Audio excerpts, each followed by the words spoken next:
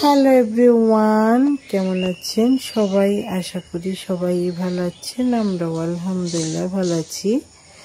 আজকে হলো শুক্রবার আর আজকে এখন 4:30টার মতো বাজে।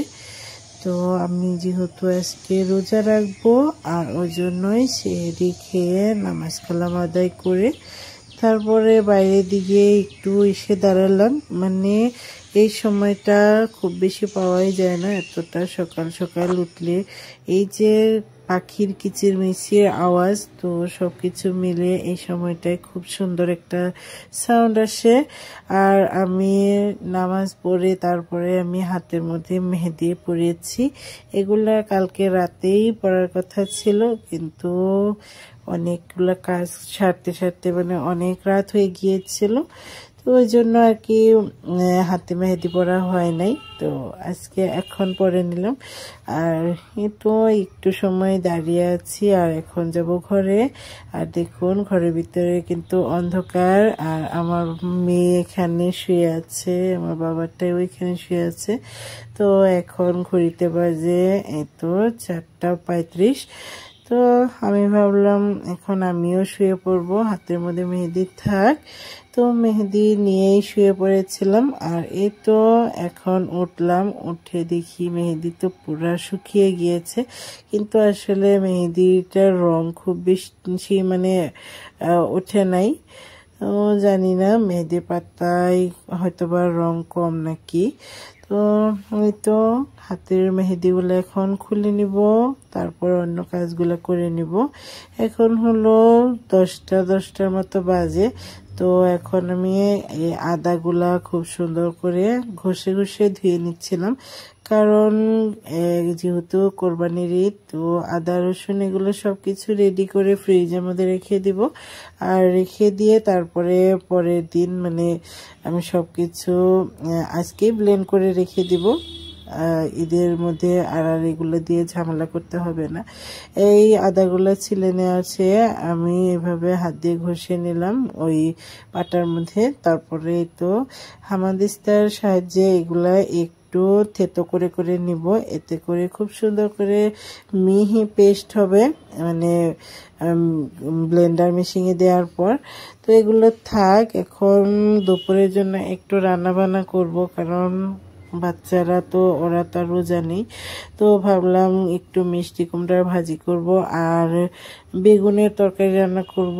এখানে 2টা কড়াই বসিয়ে দিয়েছি দুই পাশে কড়াইয়ের মধ্যে এক পাশে দিয়ে দিলাম মানে গোটা জিরা আর কালি জিরা, তারপরে দিয়ে দিলাম পেঁয়াজ, আর এক পাশে শুধু জিরা আর হলো পেঁয়াজ দিয়ে দিলাম। এখন মিষ্টি কুমড়ার মধ্যে দিয়ে দিলাম নুন আর হলুদ, একটু ধনিয়া গুঁড়া দিয়ে তারপরে নাড়াচাড়া করে নিব এই পেঁয়াজের মধ্যে দিয়ে। উপর থেকে কিছু কাঁচামরিচও দিয়ে দিলাম, আসলে কাঁচামরিচের পরিমাণ একটু বেশি হয়ে গিয়েছে। আর এদিক থেকে এগুলা করতে করতে মানে হলুদ, ধনিয়া গুঁড়া, তারপর সে মরিচের গুঁড়া সবকিছু মিলিয়ে এখন দিয়ে দিব স্বাদ মতো নুন। এগুলা মানে কড়াইয়ের মধ্যে দিতে দিতে এদিক থেকে দেখছি কড়াই মানে পেঁয়াজগুলা একটু পুড়ে গিয়েছে। আসলে পুড়ে গেলে কিন্তু তরকারির কোনো কালার ভালো থাকে না, কিন্তু তারপরেও আর আমি ওই পেঁয়াজগুলা খুললাম না, কারণ রোজা রেখে মানে এগুলা আবারও রিপিট করাটা বেশি ভালো লাগছিল না। তো যাই পারি ওইভাবেই রান্না করছি, আর যেটা রান্না করছি সেটাই আপনাদের মাঝে শেয়ার করছি। আর এই তো এদিক থেকে মিষ্টি কুমড়ার ভাজিটা এটাও মানে একটু পরপর নাড়িয়াচাড়া করে নিচ্ছিলাম। এগুলো একদমই সুন্দর করে শুকিয়ে মানে সিদ্ধ হয়ে গিয়েছে, আর দেখছি নিচের দিকে তেলও মানে ছেড়ে গিয়েছে, মানে তেলের পরিমাণটা একটু বেশি হয়ে গিয়েছে। আমি দেখলাম এই মিষ্টি কুমড়াগুলা মানে অল্প তেলেই আসলে ভাজতে হয়, কিন্তু তারপরেও একটু তেল বেশি হয়ে গিয়েছে। এখন মাছগুলো তুলে নিব, দিক থেকে মাছগুলো কষানো হয়ে গিয়েছে, আর মাছগুলা একটা বাটির মধ্যে তুলে নিব। তুলে নিয়ে তারপরে আমি ওই কেটে রাখা সবজিগুলো মানে ধুয়ে রেখে দিয়েছি। এখানে ডাঁটা, আলু, তারপরে বেগুন সবকিছুই আছে। তো সবকিছু মিলিয়ে আমি খুব সুন্দর করে মশলার মধ্যে দিয়ে নাড়াচাড়া করে নিচ্ছি। নাড়াচাড়া করে নিয়ে উপর থেকে একটু নুন দিয়ে দিলাম, কারণ আগে যখন নুন দিয়েছিলাম ওটা শুধু মাছের জন্য অল্প করে দিয়েছিলাম, আর এখন সবজির জন্য নুন দিয়ে দিলাম। নুন দিয়ে আবারও খুবই সুন্দর করে ঢাকনা দিয়ে ঢেকে একটু পরপর নাড়াচাড়া করে নিয়ে তারপরে এই মানে তরকারিটা কষিয়ে নিয়েছি। দেখুন নিচের দিকে কিন্তু অবশিষ্ট একটু পানি নাই। এর মধ্যে আরও একবার নাড়াচাড়া করে দিয়েছিলাম, আর আমি এখন চেক করছিলাম সবজিগুলো কিন্তু কষাতে কষাতে খুব সুন্দর করে সিদ্ধও হয়ে গিয়েছে।